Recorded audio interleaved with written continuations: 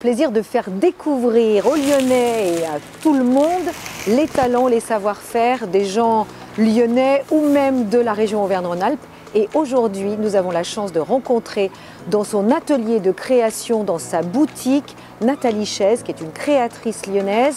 Là, on est dans le domaine de la mode et on va découvrir la nouvelle collection et comment elle a été pensée. Allez, on y va, elle vous attend. Bonjour Anne, bienvenue, ravie de te recevoir dans mon univers, te présenter ma boutique, ma nouvelle collection et puis surtout comment je travaille, mon petit jardin secret. C'est que là on est devant le produit fini, on est en effet dans un cocon, c'est le printemps qui arrive, donc des couleurs extrêmement vives. Mais évidemment, il y a tout un processus de fabrication pour que ça arrive jusque-là, et même de réflexion. Donc là, tu as choisi des thématiques cette année. Alors, alors le vert prairie, donc c'est vraiment la couleur phare de cette année. J'avais envie de vert, et de ce vert, ça fait déjà plusieurs saisons que je travaille le vert, mais là, j'y suis allée fort, vraiment un vert lumineux, aussi bien sur des imprimés que sur des unis, que sur du cuir. Donc le cuir que je porte, qui est fabriqué en France. Et puis aussi des tons plus chauds, du jaune, du rose pâle, un petit imprimé un peu Liberty avec des rubans en guipure pour... Tu as un style Nathalie Chaise et je croisais hier une de mes amies qui me disait qu'elle portait une veste et un tailleur Nathalie Chaise qu'elle avait dû acheter il y a 20 ans. Tu as des clientes hyper fidèles. Hyper fidèles. Alors c'est vrai que j'ai démarré à 36 ans, donc ma marque a 36 ans. Et puis je suis restée à Lyon, donc j'ai beaucoup de clientes très fidèles à Lyon qui me racontent qu'elles ont souvent acheté leur premier tailleur avant de démarrer leur premier job et qui pour elles sont des pièces assez symboliques. Ouais. Donc pour moi c'est super d'entendre ça, de savoir que mes vêtements continuent à perdurer dans le temps et qu'elles les portent encore, c'est super. Ça c'est bien, puis ça veut dire aussi ce sont des vêtements de qualité, parce que si elles les ont depuis 20 ans, c'est que ça marche. Alors ça j'adore, ça c'est toi. Ça c'est un peu mon tableau de tendance.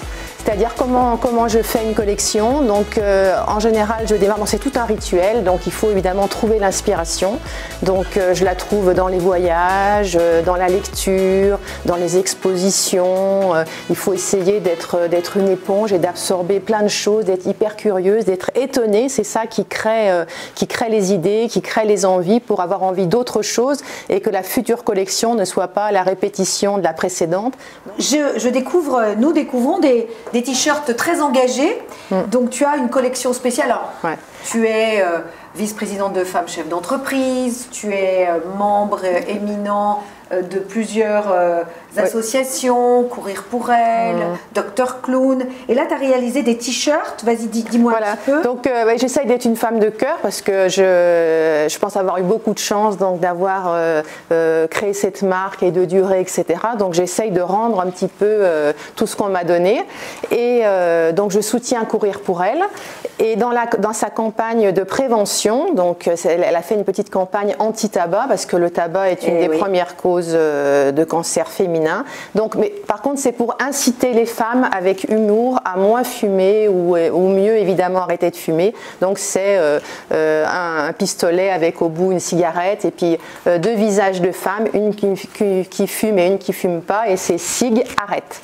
Voilà, donc c'est fait ça avec quand même, essayer de faire ça avec légèreté sans vouloir moraliser. Oui, et puis que les gens aient envie de porter. Voilà, c'est ça. Justement, tu t'inspires et tu rencontres des gens du monde entier.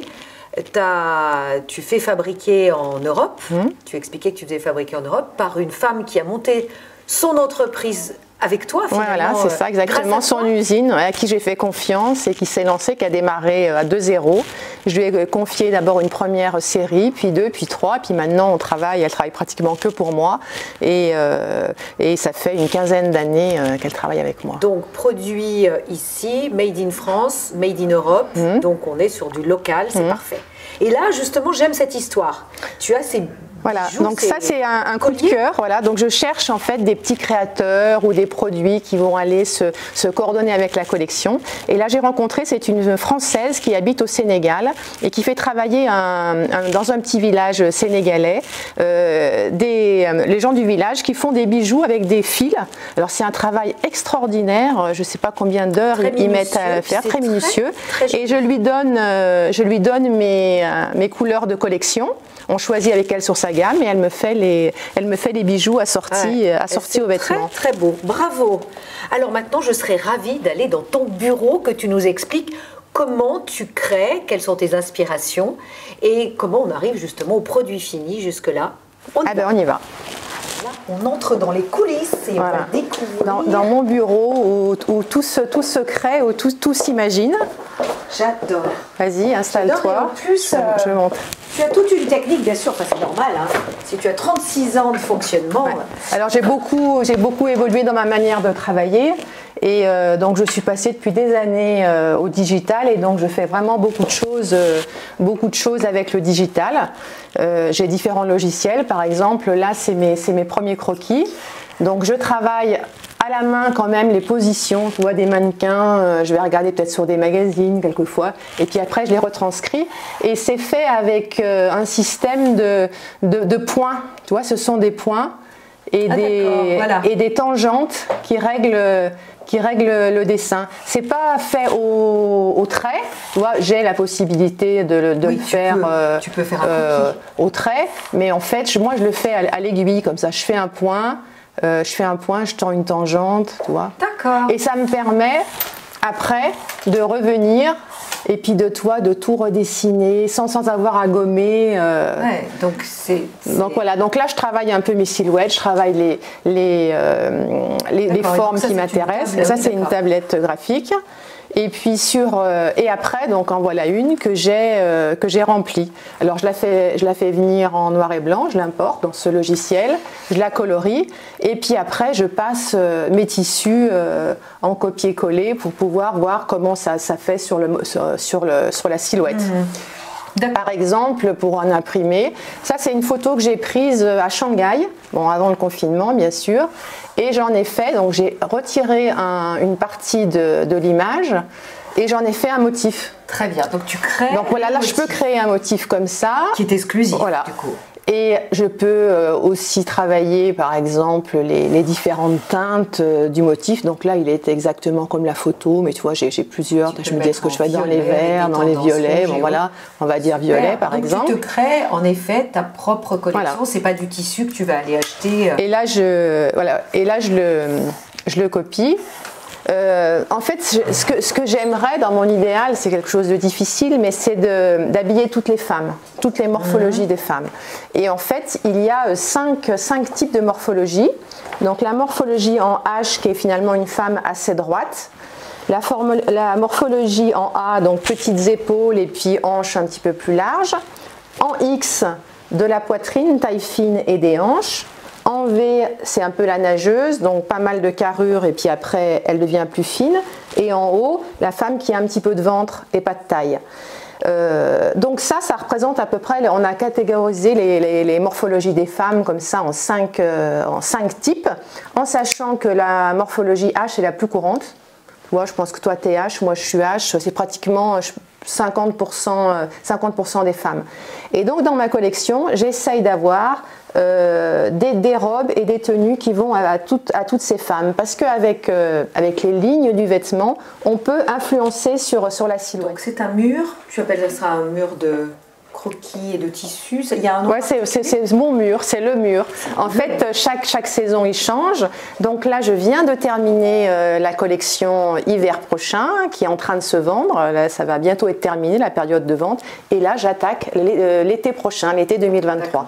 Donc là, je pense que demain, je vais tout enlever. J'aurai le mur blanc et je vais recommencer sur autre chose. Donc là, on voit bien parce que la collection est terminée. Tu serais venu la semaine prochaine, j'aurais beaucoup moins de choses, donc c'est moins intéressant. Là, Là, elle est au complète. J'ai les silhouettes, les propositions de look.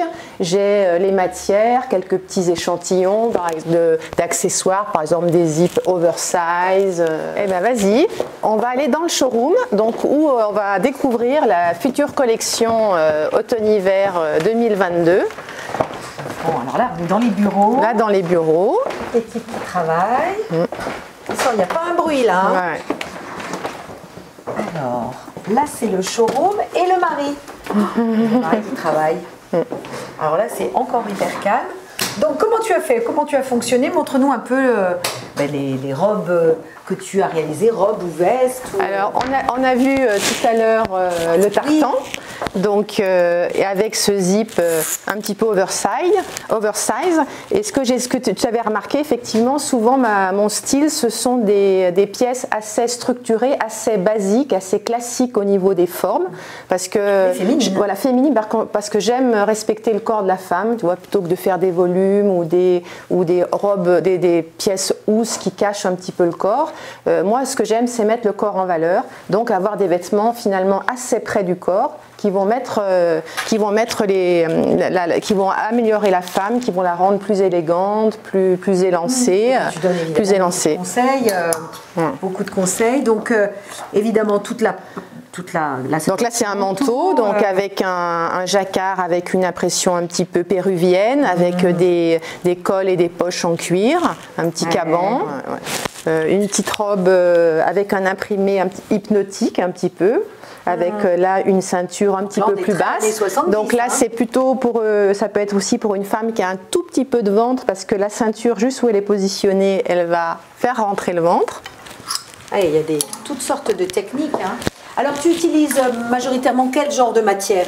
J'aime tout, j'adore les tissus, j'adore visiter les usines, les fabricants de tissus. Bon, à Lyon il y en a moins qu'avant, mais il y en a eu beaucoup, et j'ai trouvé, il y a beaucoup le jacquard, ça c'est des jacquards, du jersey, des écossais. Alors, Nathalie Chaise, son parcours. Donc depuis 36 ans tu as créé cette entreprise. Quels ont été pour toi les moments les plus importants, les anecdotes dont tu te souviens et qui t'ont fait sourire ou qui t'ont ravi? Raconte-nous un peu qui tu es. Alors, je pense qu'il y a plusieurs choses qui ont façonné ma mode. Il y a mon enfance, beaucoup. J'ai passé une grande partie de mon enfance en Afrique. J'avais un père qui voyageait, qui changeait de pays tous les 3 ans. Donc, j'ai fait plusieurs pays d'Afrique. Et je crois que ça m'a beaucoup influencé, d'abord dans le goût des voyages, dans le goût des couleurs, des différences de culture. Ça m'a énormément enrichi. Et je crois que ma mode, même si c'est il y a longtemps, elle est encore imprégnée de tout ça. Et après, j'ai fait des études d'architecte. Je voulais être architecte en fait au départ. J'adorais le dessin, j'étais très matheuse et je trouvais que l'architecture ça mélangeait en fait ces deux domaines. Et j'ai adoré les études d'archi, mais je me suis rendu compte assez vite que ça ne me convenait pas. L'échelle de la ville, d'un immeuble était trop importante et j'avais envie de travailler sur une échelle plus près de l'humain. J'ai d'abord pensé au design et puis comme je m'habillais, donc j'étais assez manuelle, donc je savais coudre, je me faisais mes tenues, et bien j'ai pris goût à ça et je me suis dit mais pourquoi je ne me lancerais pas dans la mode? Et j'ai abandonné l'école d'archi pour pouvoir me lancer dans la mode. Et très vite, j'ai pris quelques cours du soir pour apprendre le minimum. Et puis j'ai commencé à faire des défilés, c'est là où j'ai rencontré Yves, il était aussi créateur, donc on faisait des défilés dans Lyon. Et puis j'ai eu un concours qui a été le phénomène déclencheur de l'entreprise. C'était Paco Rabanne qui était le président du jury. Il sélectionnait 10 stylistes français et 10 stylistes étrangers. Et on a été sélectionnés, Yves et moi, tous les deux indépendamment. Et on a fait un défilé. Et les autres créateurs étaient beaucoup plus avancés que nous dans leur vie professionnelle et beaucoup travaillaient sur Paris, dans des maisons de couture où vendaient leurs dessins. Et on s'est rendu compte, ça ne nous convenait pas finalement comme expérience, c'était frustrant de vendre ses dessins, on travaillait chez un couturier, on était exploité, on dessinait, puis après on devait le quitter et chercher du travail ailleurs. Et donc on a décidé à l'issue de ce défilé, voilà, on lance notre marque, chacun notre marque, et moi j'avais 23 ans, donc j'avais aucune expérience professionnelle, 700 € en poche, mais plein d'enthousiasme et pleine de passion pour tenter cette aventure et qui dure depuis 36 ans. Donc. Parfait. parfait, tu es impressionnante. Félicitations. Merci. Et merci pour ce moment, moi je dirais, dans l'intimité de ton lieu de travail, de ton lieu d'inspiration et de création. J'ai été ravie de recevoir Nathalie Chaise et je vous invite bien sûr à liker cette vidéo. Et puis n'oubliez pas que j'ai 56 autres vidéos que je vous invite à découvrir ou redécouvrir. Et je vous dis à très bientôt.